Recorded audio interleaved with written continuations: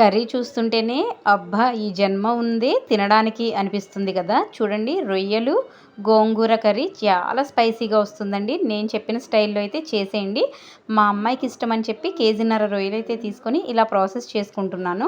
రొయ్యలు ఎలా క్లీన్ చేయాలో ఇంతకుముందు వీడియోలో అయితే నేను క్లియర్గా చూపించాను. ఎవరైనా చూడని వాళ్ళు ఉంటే చూసేయండి.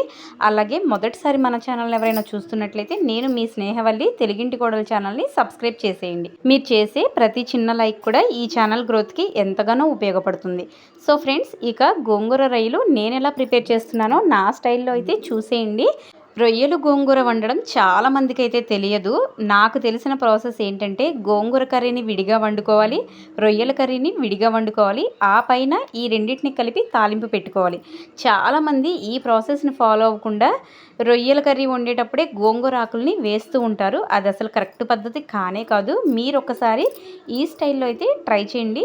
సో 3.5 కట్టల గోంగూరని అలా వలుచుకున్న తర్వాత ఉప్పు, కారం, ఉల్లిపాయ ముక్కలు, నిలువుగా కట్ చేసుకున్న పచ్చిమిర్చి, టొమాటో ముక్కలు, 4-5 చింతపండు రెమ్మలు వేసుకొని ఇలా అల్యూమినియం పాత్రలో మగ్గించుకుంటున్నాను. చూడండి, మగ్గిన తర్వాత ఇలా అవుతుంది. మూత పెట్టేస్తే మగ్గిపోతుంది అనమాట. మరొక పాత్రలో ఉల్లిపాయ, పచ్చిమిర్చి వేసుకొని ఆయిల్లో బాగా ఫ్రై చేస్తున్నాను అనమాట. ఇక్కడ పసుపు, సాల్ట్ ముందే వేసుకుంటే కొంచెం తొందరగా ఫ్రై అయిపోతాయి. ఆనియన్స్ బ్రౌన్ కలర్లోకి షేడ్ అయిన తర్వాత మనకు కావలసినంత క్వాంటిటీలో అల్లం వెల్లుల్లి పేస్ట్ని వేసుకోవాలి. అది కూడా కొంచెం బాగా ఫ్రై అయ్యేలా చూసుకోవాలి. నాకైతే ఇక్కడ 2 స్పూన్స్ పట్టింది. అలాగే ఒక్కొక్క ఇంటికి ఒక్కొక్క తీరుగా ఉంటుంది కదండి. అలాగే మా ఇంట్లో అయితే నేను ఎప్పుడు నాన్ వెజ్ కుక్ చేసినా సరే ఇలా అల్యూమినియం పాత్రలనే వాడతాను. ఇక ఈ పాత్రలను నేను ఏ వెజిటేరియన్ కర్రీస్కి కూడా ఇంట్లో ఉపయోగించనండి. వెజిటేరియన్కి సెపరేట్గా, నాన్ వెజ్కి సెపరేట్గా మాత్రమే పాత్రలను తీసుకుంటాను అనమాట. సో ఈ అల్యూమినియంలో చేస్తేనే టేస్ట్ కూడా బాగుంటుందని చెప్పి మా పెద్దవాళ్ళు అయితే చెప్తూ ఉంటారు. సో ఇక్కడ ముందే వాటర్లో రొయ్యల్ని ఉప్పు వేసి కొంచెం ఉడకబెట్టి వాటిని డ్రాప్ అవుట్ చేసిన తర్వాత ఆ రొయ్యల్ని అండ్ దానికి సరిపడా ఒక 3 టమాటాలను తీసుకొని ఒకేసారి తాలింపులో వేసేసాను అనమాట. దీనివల్ల ఏమవుతుందంటే టమాటోలో ఉన్న పులుపంతా కూడా రొయ్యలు అబ్జర్వ్ చేసుకుంటాయి. ఈలోపు చూడండి, గోంగూర అయితే పూర్తిగా ఉడికిపోయింది కదా. ఇప్పుడు దీన్ని తీసుకొని పప్పుగుత్తితోటి కొంచెం అలా మ్యాష్ చేస్తున్నాను. ఇలా చేయడం వల్ల ఏమవుతుందంటే ఈవెన్గా టమాటాలు అండ్ గోంగూర పులుపు మొత్తం కూడా, చింతపండు కూడా కలిపాం కదా, అవన్నీ ఈవెన్గా మిక్స్ అయిపోతాయి అన్నమాట. సో దీన్ని మనం రొయ్యల కర్రీలోకి ట్రాన్స్ఫర్ చేసుకుంటే ఏంటంటే రొయ్యలు పులుపుని తొందరగా అబ్జర్వ్ చేసుకుంటాయి. ఇక్కడ గోంగూరలో పచ్చిమిర్చి నిలువుగా చీల్చిన చీలికలు వేస్తాం కదా, ఈ పప్పు గుత్తితో మెదుపుతున్నప్పుడు అసలు అరోమా వస్తుంది. ఎంత బాగుంటుందంటే సూపర్బ్ అనమాట.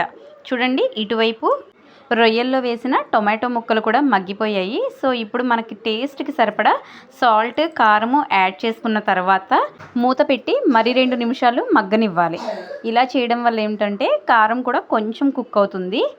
ఇప్పుడు ఈ స్టేజ్లో మనం కర్రీకి సరిపడా వాటర్ పోసుకోవాలి. ఇక్కడైతే నేను 1.5 గ్లాస్ వాటర్ పోసాను. ఎందుకంటే రొయ్యల్ని ఆల్రెడీ నేను కుక్ చేసుకున్నాను కాబట్టి ఇక్కడ తక్కువ వాటర్ అవసరమయ్యాయి.